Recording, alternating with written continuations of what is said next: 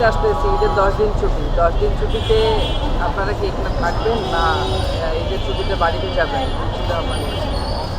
আসলে সবাই তো ফ্যামিলির কাছ থেকে এতদিন দূরে আছি, একটা কর্মসূচিতে আছি, একটা ভালো কিছুর আশায়, কিন্তু এখন পর্যন্ত যেহেতু ঊর্ধ্বতন কর্তৃপক্ষ কোনো খোঁজখবর নেয়নি, এই অবস্থায় তো আসলে ফিরে যাওয়ার সুযোগ নেই। আমাদের সহকর্মীরা আমাদের মুখের দিকে তাকিয়ে আছে, আমরা তাদের কাছে গিয়ে বা কী বলবো। আমরা এই মুহূর্তে আসলে আমাদের কর্মসূচি চলমান রাখতে চাচ্ছি, ঈদেও আমরা বাড়ি ফিরতে চাচ্ছি। এখন পর্যন্ত অফিস আদালত সব কিছু খোলা আছে। আমরা আমাদের যে গণমাধ্যম কর্মী আপনারা ভাইয়েরা আছেন, আপনাদের মাধ্যমে আমরা তাদের দৃষ্টি আকর্ষণ করার চেষ্টা করব।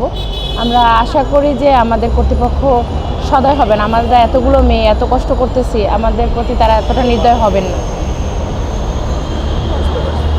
আপনার পরিবার থেকে কেউ এসেছেন বা মানে এই যে আপনাদের এই যে রোদ বৃষ্টি অপেক্ষা করে এত তারা প্রতিনিয়ত মুঠোফোনে খবর নিচ্ছেন এবং যাদের কাছাকাছি আছে সম্ভব হয় তারা তো এসে দেখেও যাচ্ছেন।